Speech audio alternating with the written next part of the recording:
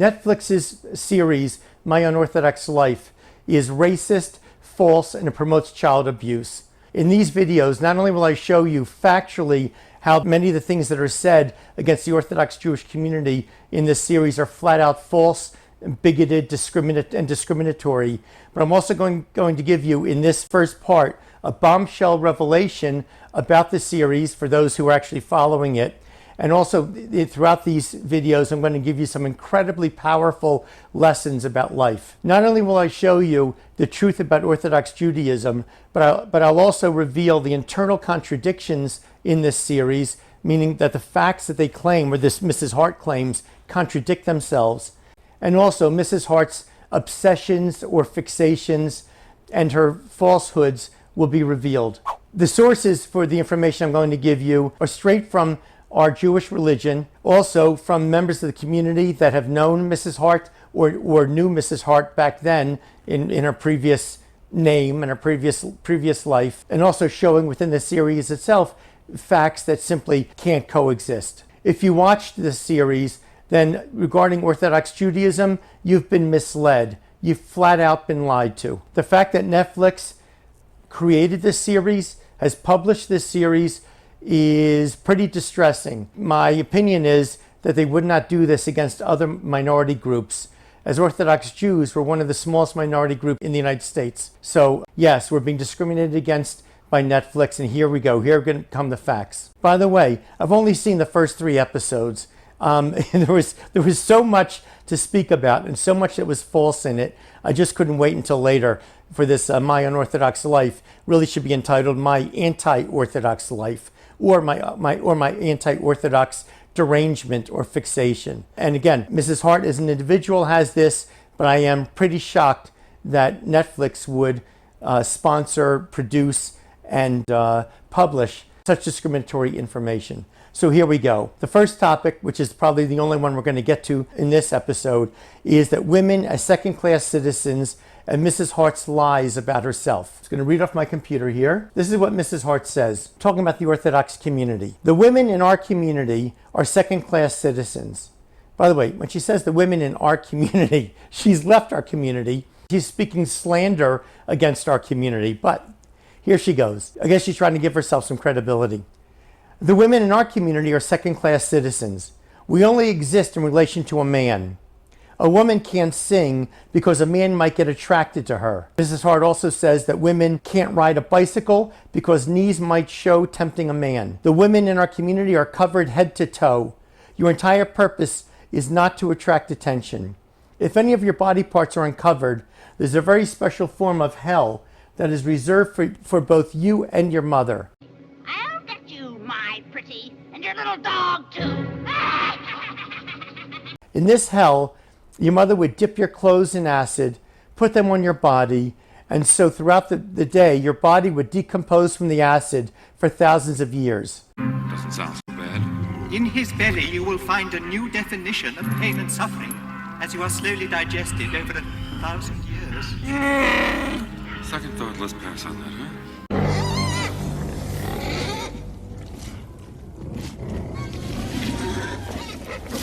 And her proof of this, of all this, her proof is that there is a blessing that men say when man thanks God for not making him a woman.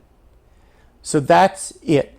Now, let's start to delve into this. If you go to a court of law, you have to put your hand on a Bible and you have to swear, or as Orthodox Jews we affirm, you'll tell the truth, the whole truth, and nothing but the truth. In other words, if I tell you, it's one thing to tell the truth, you have to tell the whole truth. Here I'm going to tell you a true statement. I was with somebody and we took knives and we cut into somebody and cut him all the way down to his heart. Sounds pretty bad, right? Well, I'm a medical doctor and I was with a surgeon and I was assisting in the surgery and we're trying to save this person's life. So to say that, yeah, we cut this man multiple times all the way down to his heart, that's a true statement. But if you don't tell the whole truth and tell about the fact that we're working in medicine to try to save this guy's life, then you're lying. That's what Mrs. Haart does here. So Mrs. Haart doesn't even tell you that when the men say that blessing, there's 10 blessings that we say every morning. Men say the following blessing. Ashlo Asoni Yeshua. We thank God not having made me a woman. What she left out is women say a corresponding blessing, which is, let me find it because I don't say it. Shoasani kirtsono. That is, in English, thanking God for having made me according to his will. So now let me explain what that means. We believe, as Orthodox Jews, that women have been created at a higher level of perfection than men. Men and women, all human beings, are made of an animal part and a spiritual part. And our role in life is to enhance or empower our spiritual part, to use our physical part to do good in the world. It is a fundamental Jewish belief that women have been made with much a stronger spiritual side than men. That women have been made, as the blessing says, according to God's will. In other words, the idea of what God wants in a person, a woman has more of that than a man does. A man is much more geared towards his animal side. For those of you who, in the secular world, right? You know what I'm talking about, right? Men are animals, right? Men are animals. You know that. So when a woman thanks God for making her closer to God's will, meaning closer to the perfection that God wants a person to be, that's how a woman starts out. So she thanks God for that.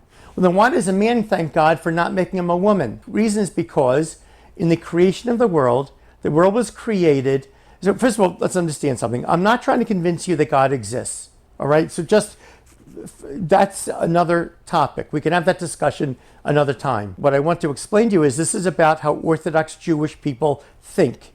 Yes, we believe in God. So when God created the world, he enabled people to gain merit by choosing good over bad, making good choices over bad choices, pure choices over evil choices. So when men thank God for not making them women, we're thanking God for making us at a lower level so that we have more choices that we need to make to try to improve ourselves. Women don't have as many choices to make because women are already at a much higher level. So when she says that blessing is a sign of discrimination, and she doesn't tell you the women's side of the blessing or the meaning behind it, she's just flat out misled you, tried to mislead you. The other message from this, in women thanking God for making them according to his will, and men for not making them women so they have more to overcome, then the other message of this is, each one are thanking God. Be happy with who you are. You're a man, you're a woman, it doesn't make a difference. Be happy with who you are. God loves you, you have value, you deserve dignity, there's a certain dignity about you. You only lose if you act undignified. So be happy with who you are. Secondly, let's go on about discrimination against women. Have you ever seen an Orthodox Jewish marriage? There's a canopy under which they get married, right? And under the marriage canopy, the man hands the woman a document. It is a legal contract giving her rights. She doesn't give him a document. This is because we want that man is closer to an animal, and he's not an animal, still a human being, but closer to those animal drives, to know that he has these responsibilities to a woman. This is not discrimination against women. This is protecting women's rights. Another very, very important commandment, and you've heard of the 10 Commandments, right? Well, in Orthodox Judaism, from the Torah, that's the 5 books of Moses that we believe was given by God on Mount Sinai through Moses to us, there's a very, very important, powerful commandment called Shalom Bayis. That's peace in the home. I think we all know that there's frequently 3 in a marriage. For Orthodox Jews, the 3 in the marriage are the husband, the wife, and God. In the secular world, unfortunately, it's the husband, the wife, and somebody else. But we don't. That's not what we want to do. So God's presence, we call the Shekhinah, hovers closely over a home when there's peace in the home. And for peace in the home, what is drilled into men is you get peace in the home by giving in to your wives, by treating your wives with dignity, with respect, listening to them. And it doesn't matter what you think, you need to give in to your wives in most cases. You need to have happiness and calm in the home. There's a rabbi named Rabbi Moshe Meir Weiss. He gave us a talk once, and in it he said, you're having an argument with your wife, and you're showing her you've got all the facts, and she's wrong on everything, and you won. Great. Now you have to live with someone who feels like a loser. The point is, in a marriage, Shalom Bayis, You need to prop your wife up and make her feel good. Hopefully a wife would do that to a man, but it's usually the man that's getting hammered with these lessons to take care of his wife. And I tell you, in the Orthodox Jewish community, there are just so many happy, healthy marriages. Something else about shalom bayis, this peace in the home, I've come to understand as I've gotten older and learned more, which is raising healthy children. There are many psychologists, psychoanalysts, psychiatrists who firmly believe that the cause of personality disorders, that's psychiatric conditions, certain psychiatric conditions, the cause of personality disorders is the lack of a sense of self, the lack of a child early on in their lives developing a sense of self, which gives them security and confidence and stability to go throughout life. Matter of fact, I remember one professor at my medical school, professor of psychiatry, had said that he found that in PTSD, post-traumatic stress disorder, and he was dealing with people, Vietnam veterans, who he described they were walking along together, guy with his buddy. Guy hears an explosion, he looks to his side, and there his buddy is standing there without a head, and there's blood spurting out. And this guy now has severe emotional, psychological trauma. So what he said was, in his observation, the people that were the most nurtured as children and were able, therefore, to develop the greatest strength of a sense of self, of identity, of who they are, they were much, much less likely to be affected by PTSD events as others were. And where does this come from? It comes from shalom bayis, having peace in the home, having serenity in the marriage, having God's presence hovering over that home. And that frequently or substantially requires the man to be sensitive to his wife and to show her dignity and show her respect and to do things for her. So this discrimination, this Mrs. Haart is talking about, is just not valid. Now, I'm not going to say we're perfect. In Orthodox Judaism, we don't believe that anybody's perfect. Everybody makes mistakes. Not like you're a sinner and you. No, if you make a mistake, you need to correct it and get back on track. And if you did damage to anybody, you have to go back and correct that damage. So we're not perfect. And I'm not saying every marriage is perfect. But for the most part, from what I was a secular person until age 30 when I became an Orthodox Jew, the discord and the torment and the aggression that I saw in so many marriages, so many homes, by the time I was 30, I was so shocked with what I saw in the Orthodox Jewish community, where there's such serenity and such happiness. And every Friday night and Saturday during the day, which is the Sabbath, we call Shabbos, the families together for 3 meals. They're singing together. They're talking words of Torah. They're interacting with each other in a caring way, and the whole world is sort of pushed out. So this is one of the very important aspects of Orthodox Judaism, or I should say Judaism, and this is in no way, this is the opposite of being discriminatory towards women. Just moving on, more tidbits of how Mrs. Haart is so wrong in saying that women are second-class citizens. The Talmud says, God gave the 5 books of Moses on Mount Sinai, but he also gave an oral law. For example, the 5 books of Moses say Jews are not allowed to eat meat that isn't slaughtered in a kosher way. But it doesn't tell you what the kosher way of slaughtering is. That's in the Talmud, the oral law. So in the Talmud, in the oral law, it's brought down that women have a level of wisdom that men don't have. It's called bina. Women have a higher level of this intelligence or this wisdom that a rabbi described to me as being maybe women's intuition, but it's really not just that. It's a woman's ability to perceive and understand things that men just can't perceive and understand. That's not calling them second-class citizens. Women created much greater sense towards perfection, women having all these rights in marriage and preferences in marriages over men, and women having a level of a wisdom that men don't have. This is not how she represents Orthodox Judaism. The greatest event in Jewish history was when we left Egypt. We were slaves in Egypt for 210 years, and finally God, for the plagues, brought us out of Egypt. And it's brought down in the Torah. Why is it we merited to leave our slavery in Egypt? It was because of the merit of the women in that generation.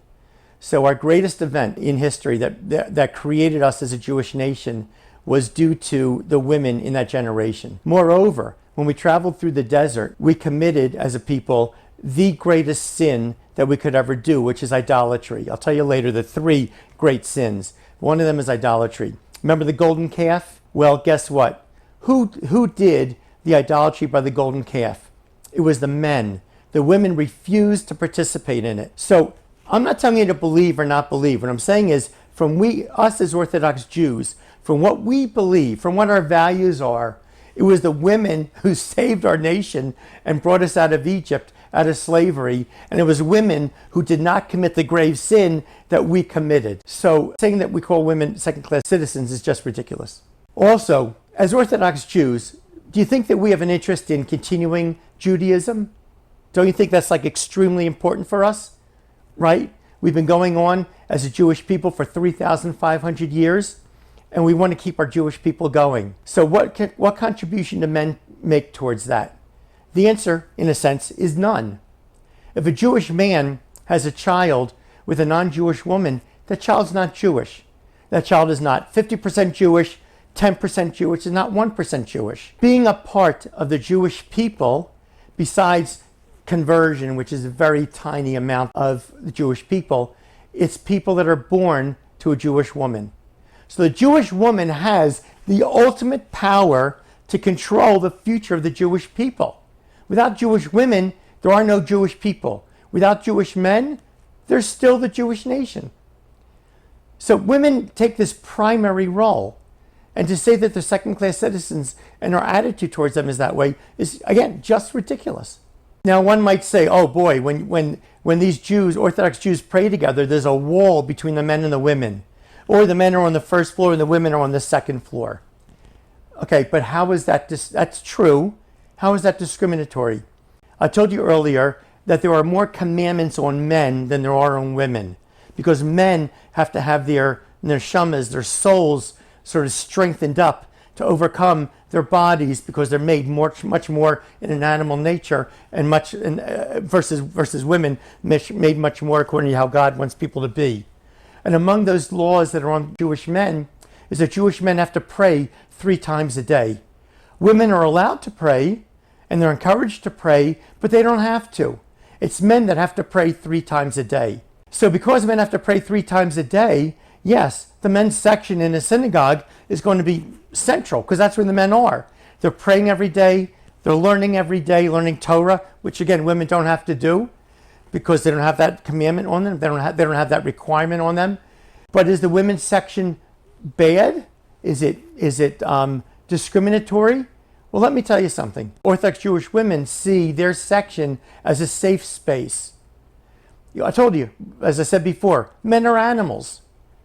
So why would a woman who wants to pray to God have to deal with men looking at them, having thoughts about them? Again, I'm not trying to convince you that God exists. But what I'm telling you is that from our perspective, where we believe in God as the creator of everything and the sustainer of everything, then praying to God is a pretty serious thing, pretty serious activity. It's not some fun, frolicky, casual activity. It's serious. And if you're going to be seriously praying, you shouldn't be looking at the opposite gender, having these thoughts in your mind, sending signals to each other. You're there to do a job. You're there to pray to God. So women, the Orthodox Jewish women, see their side of that separation as being a safe space for them. I'll give you a great example. We have a holiday called Purim, Purim. On Purim, first of all, we celebrate when a woman, Queen Esther, saved the Jewish people. After the 5 books of Moses, you have these other books behind it, and it's called the Book of Esther, Megillas Esther in Hebrew. So we celebrate Purim by the men dressing up and dancing, and many of them get drunk. Women can also dress up and they can dance, but the men dance together and the women dance together in their own section. The Asbury Park Press, which is the major newspaper in this part of New Jersey, wanted to come see a Purim celebration. They sent over a woman reporter. So I'm now going to show you a little bit of what goes on in our synagogue on Purim. Look at these videos.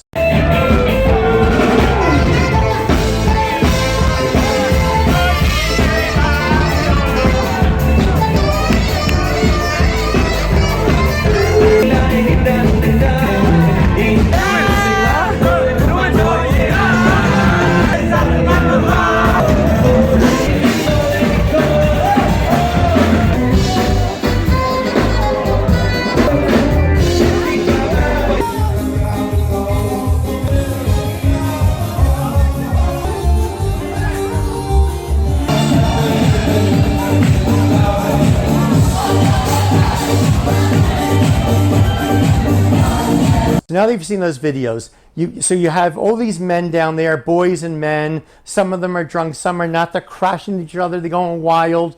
And the reporter from the Asbury Park Press, who was in the women's section with my wife, looking down onto this, she said, "Don't you feel discriminated against that you're not able to be down there with the men?" My wife looks down there, looks at her and says, "What woman wants to be a part of that?" In other words, what? Women can do anything. They should be able to do anything. Well, it doesn't mean a woman wants to. A woman is a higher level of dignity, a higher level of respect, a higher level of purity. She doesn't want to be down there with these wild boys, these wild men. Yes, it's a different perspective, but please understand where our perspective is coming from. So let's look at Mrs. Haart's words, which I read to you earlier in this section. Let's look at her exact words piece by piece. She said, "The women in our community are second-class citizens. We only exist in relation to a man." In the 1970s, there was a rock song called "One is the Loneliest Number" by Three Dog Night was the group. It was one, oh, should I even bother to try to sing it? No, I'm not going to do that. One is the loneliest number, meaning if someone is only one, and they don't have a spouse, then they're all alone. Spouse, I guess they mean boyfriend or girlfriend. We don't agree with that. We think that one is the happiest number. Why? Because we believe that men and women are only half people. And in order to become whole, they need to come together in a marriage and be married. And that's what makes, the expression, "you complete me"? That's what we believe.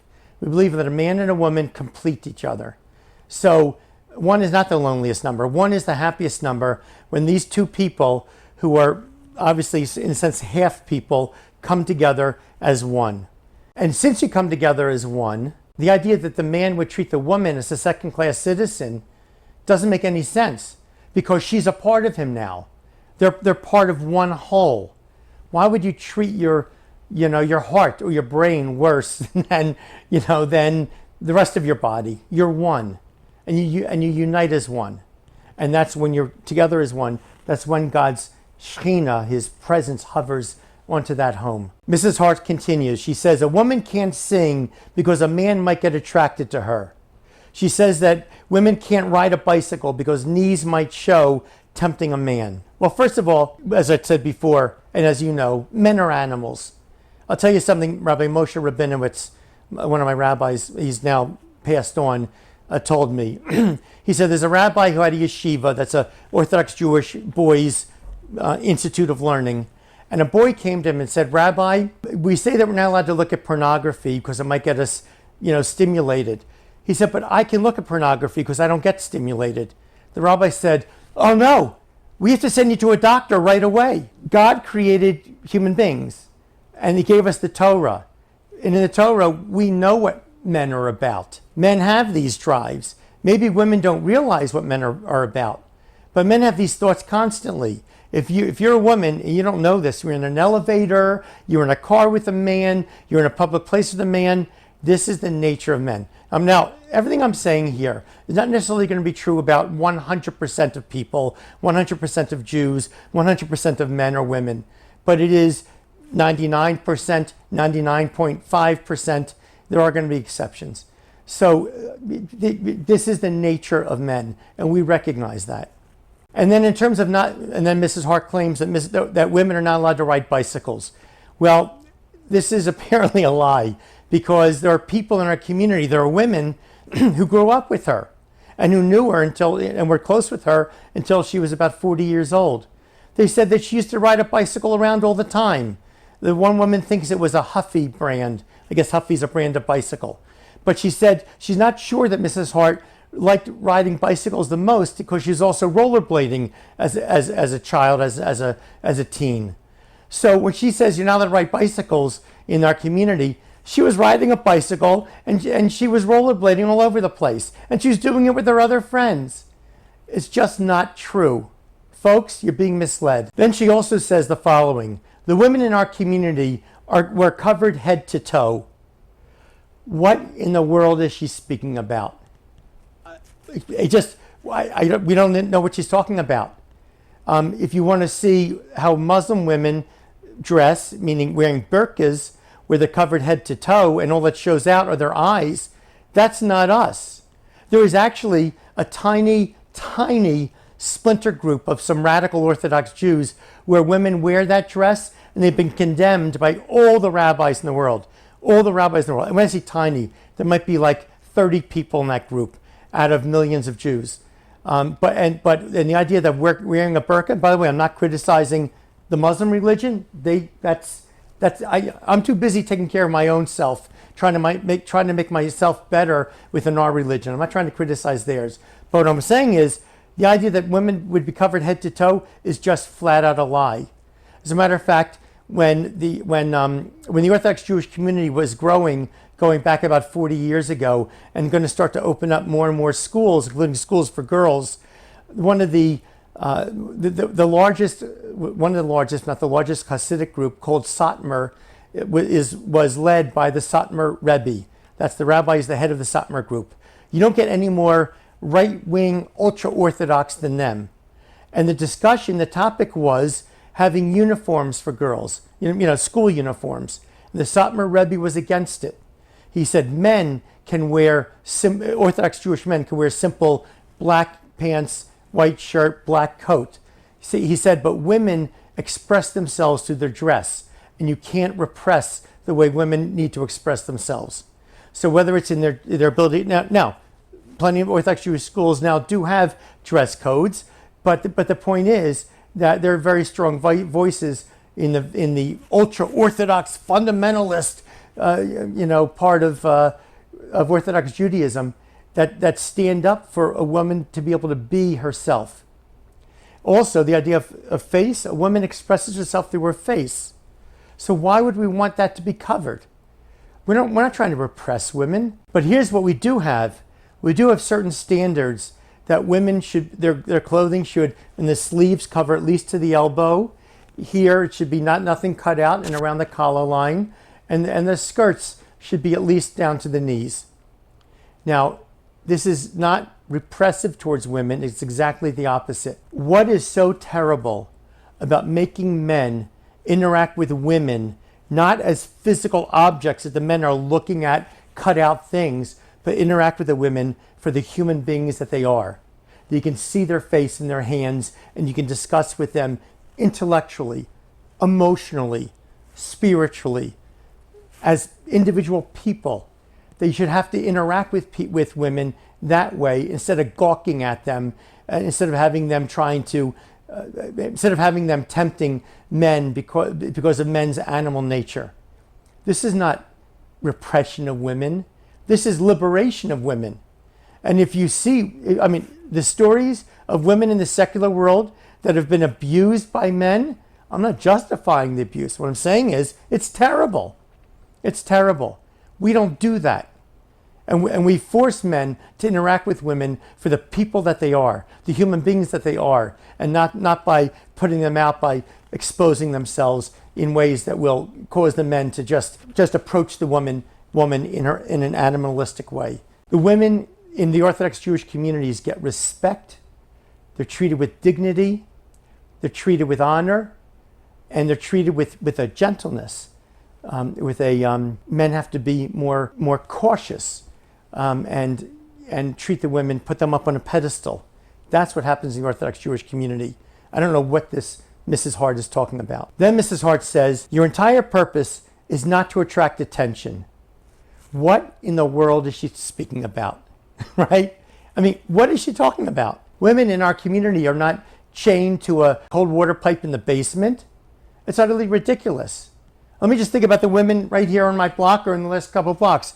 The woman over there, she's a professional photographer, and she also manages in a store.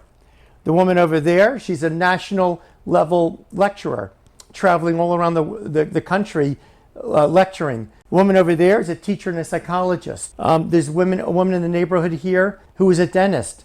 Another woman one block over, she's a lawyer, and she has her own law office. Her husband's not in law. What is she talking about? We have an Orthodox Jewish Women's Physician Association. It's a group of Orthodox Jewish women who are all physicians. If I look at my own daughters, My oldest daughter has a degree in medical technology.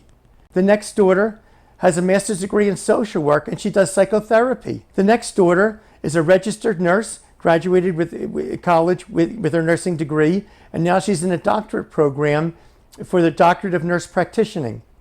Now, and our youngest daughter, she's just in college now, so that we'll see. But what in the world is she talking about?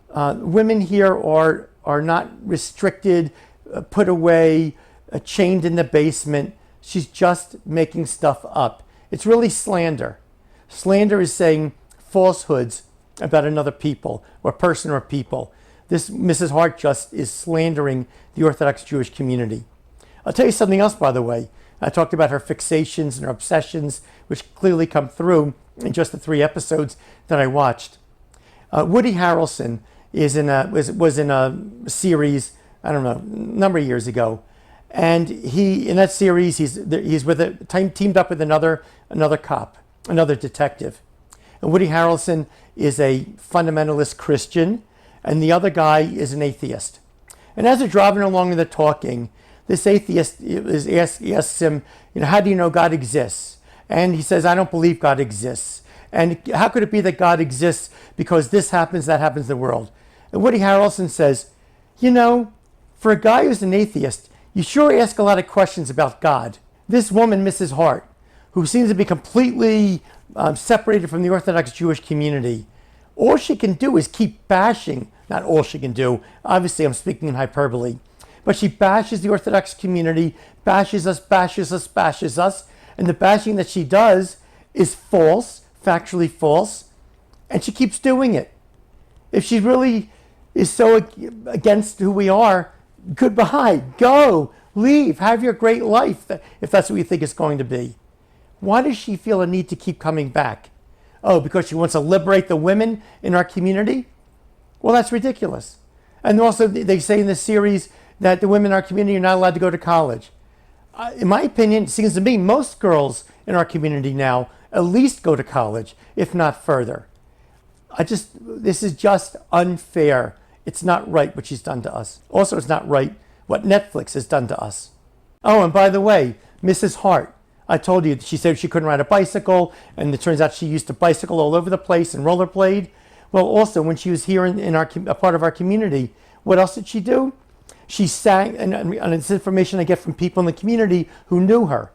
But she would sing and perform in high school plays, and they described how she would sort of, without any inhibition, just fly around on the stage and sing, and she was very popular, and she was very good at it. By the way, flying around without any inhibitions seems to be largely the basis for this whole series, My Unorthodox Life, that Netflix has put on. It's all about Mrs. Hart's lack of inhibitions. And as an adult, she used to do stand-up comedy in our community, and I've been told by women that she had the crowd laughing in stitches. She was great at her stand-up comedy routines. She attended fashion shows. No, she didn't leave the Orthodox community, try to figure out how she's going to do anything in life, and then somehow got herself into fashion because she used to like it. She was attending fashion shows. She also attended Broadway shows. She also went to movies.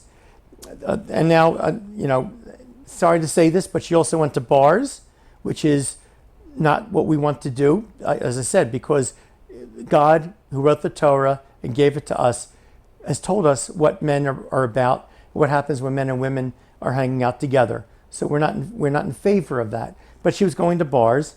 Interestingly, when people would come to her home, she was mixing cocktails because she was heavily into alcohol. And as you can see in this series, she and her family, they're drinking alcohol throughout the day. This is not what Orthodox Jews do or are supposed to be doing. Now, am I saying there's never been an alcoholic in Orthodox Judaism? Of course I'm not saying that.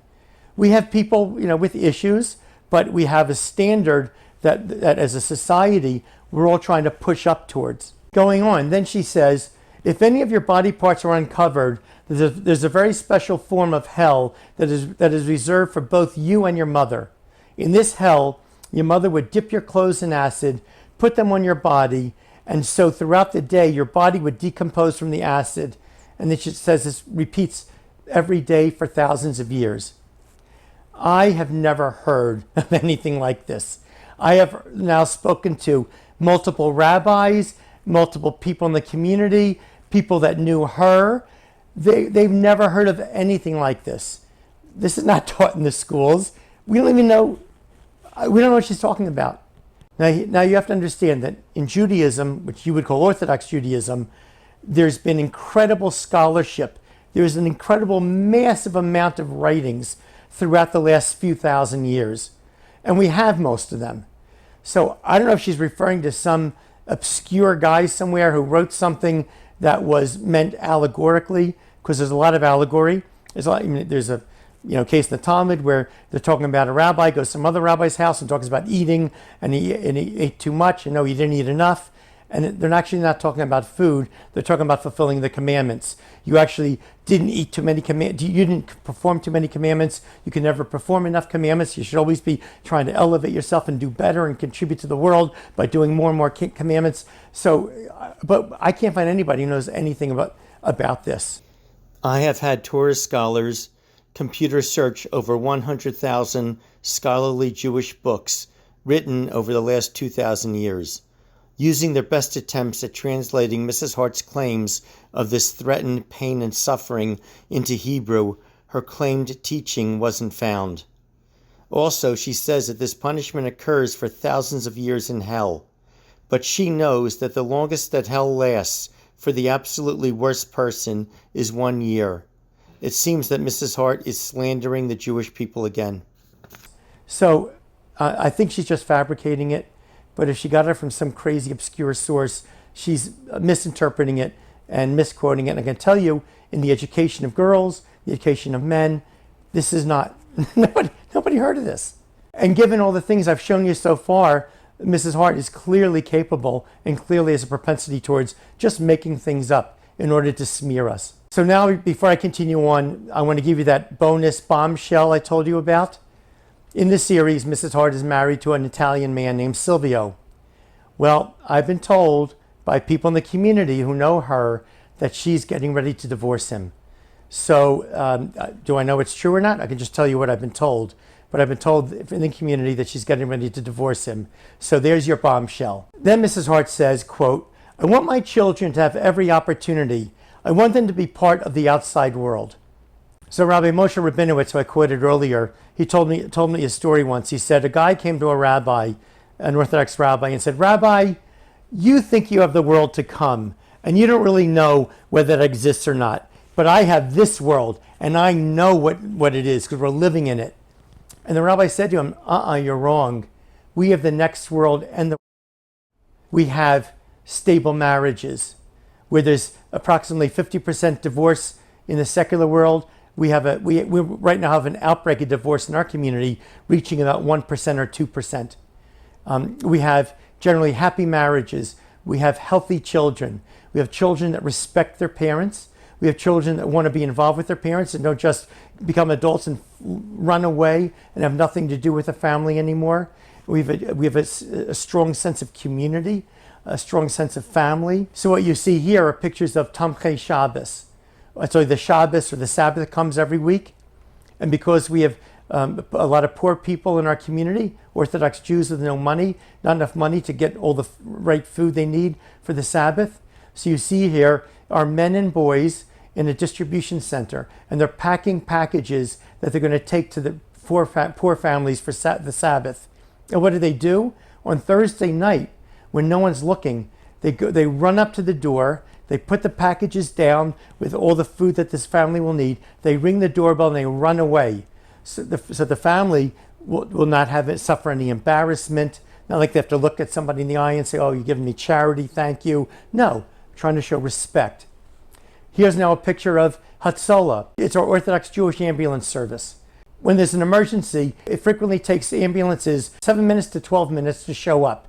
Our ambulance service shows up in 3 minutes. And they're doing this not because it's a job, they don't get paid. They do it because they're trying to serve God. They're putting themselves out with that kind of dedication to save people's lives. And on the Sabbath, we're not going to go into all the Sabbath laws, we're not allowed to drive. They absolutely drive to save a life, because for us, saving a life is more important than keeping the Sabbath. That's our community. Here's pictures of a carnival I put on. I do it twice a year. We have about 10 to 11,000 children, and we have another 4,000 adults or so. There are professional shows going on. We generally have 4 separate professional performers or performing groups, and each one performs 3 times throughout the day.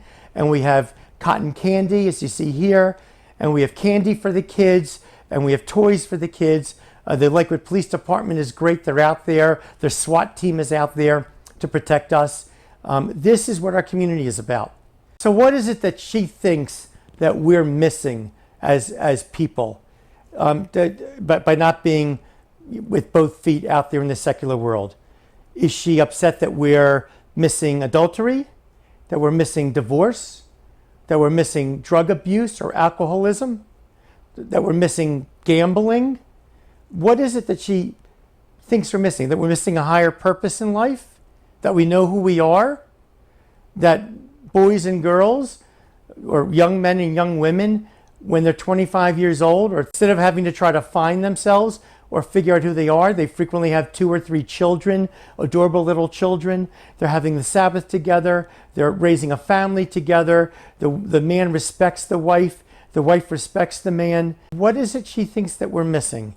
Because when I look at her life, I think she's missing a lot.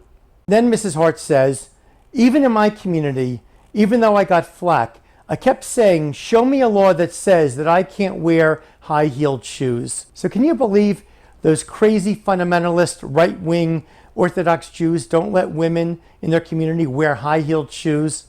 Well, guess what? Again, I don't know what she's speaking about. I don't know what she's talking about. My wife and daughters have high-heeled shoes. When we go to events, tons of women are wearing high-heeled shoes. So what do? I want to go research high-heeled shoes in our community.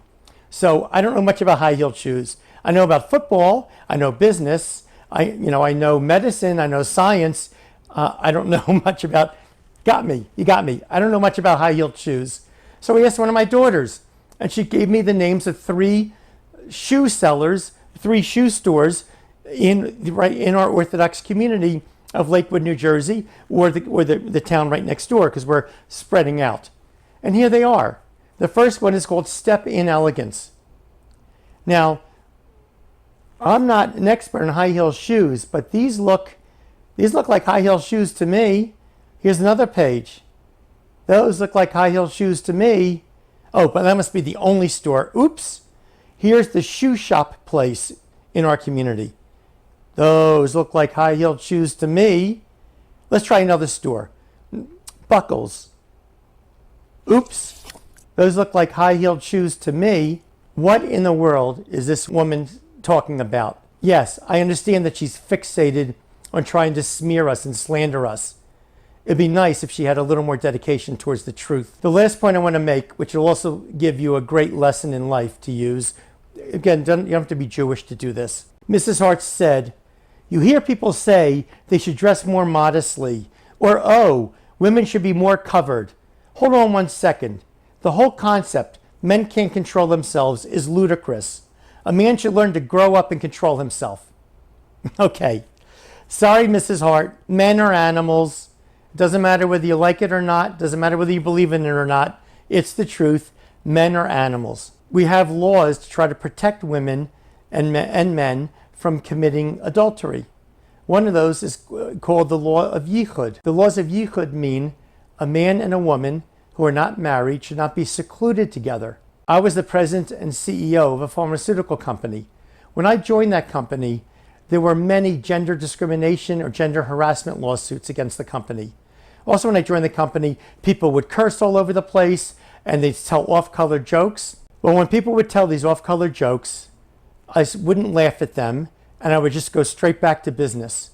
When people would use curse words in something they were saying to me, I would just ignore the curse words, and I would respond based on the content of what the subject was that was being discussed.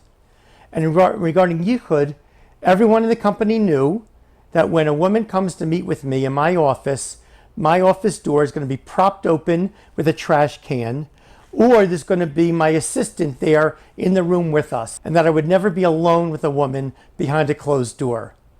Don't you know that the gender discrimination lawsuits and the gender harassment lawsuits, they dried up, they stopped, and the cursing stopped, and the off-color jokes stopped. Why? Not because I told people to stop it, but people learned by example. If you are the president and CEO of a significantly sized company, people are looking up to you for an example. And if you do things honestly, and you do things according to Jewish law, which I'm just saying Orthodox Jews, I'm saying Jews have to follow Jewish law, not other people. But you do these things, there are very good effects that come out of it. But yes, Mrs. Haart, men are animals.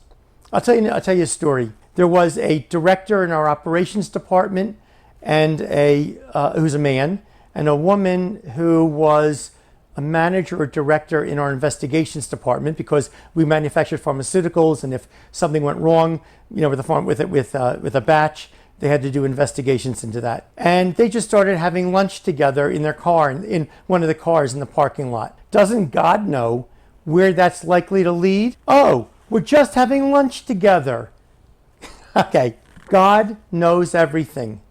The Torah he gave us is not prudish, it's truthful, it's reality. We know what men are about. We know that the woman might be thinking this is an innocent get-together. That's not going on in the man's mind. He may admit it, he may deny it, but that's the nature of men. So the lesson in life from this is, and this is the Torah perspective, if you don't want something to happen, if you want something to not happen, don't start. Don't take the first step. If you don't want to become a drug addict, if you don't become a heroin addict, don't inject heroin the first time. And not only that, don't hang out with people who are into drugs. There are, I don't know, what are there now, like 7-8 billion people in the world? Find other people to hang out with. If you don't want adultery to occur, men and women should not be hanging out and socializing together. We know what that leads to. You don't take the first step. And whether you deny it or not, you know thousands and thousands of examples where people who took that first step and it became a slippery slope.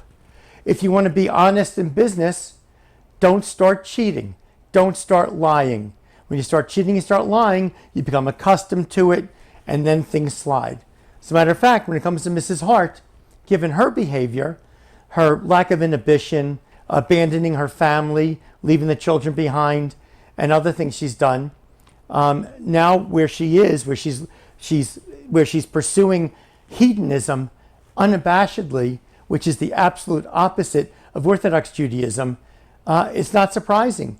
You don't take that first step.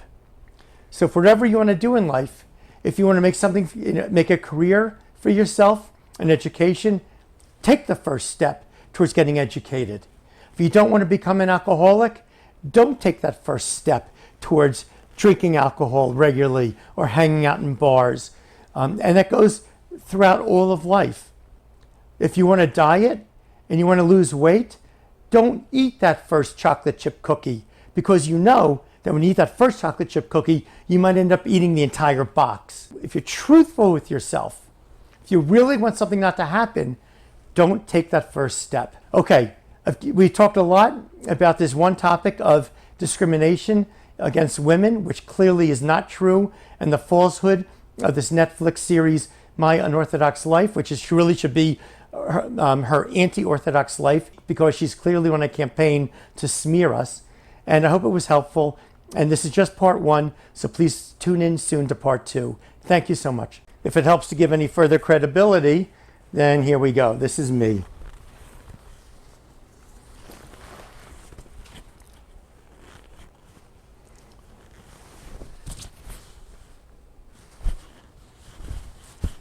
And now I'm going to show you some photos of the community that we live in. I live in Lakewood, New Jersey, which has about 70 to 80,000 Orthodox Jews.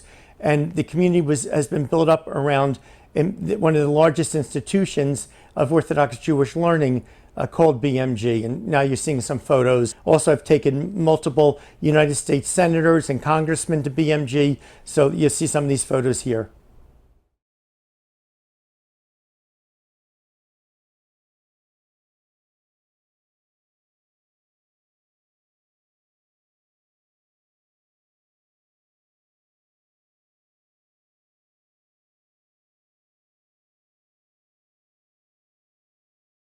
The next video will address Mrs. Haart's misrepresentations, mischaracterizations, malign activities, or massive confusion on extreme Orthodox Jewish community, fundamentalism, hedonism versus elevated purpose in life, the biggest sins, cursing, claiming that women can't go to college in Orthodox Judaism, genders mixing together, dating, programming minds, Mrs. Haart's lack of personal control, Mrs. Haart's hypocrisy on freedom of choice, Mrs. Haart's wrong prediction on her Orthodox Jewish husband's freaking out, women's choices in marriage, Mrs. Haart's child abuse and her 14-year-old son being so much more insightful than she, Mrs. Haart's disrespect for Orthodox Jewish people and her baiting conflict that didn't happen, Mrs. Haart's self-righteous narcissism and lack of respect for other people's boundaries, and finally, the title of Episode 4, Pursuing My Passions, gets it all wrong. Please tune in.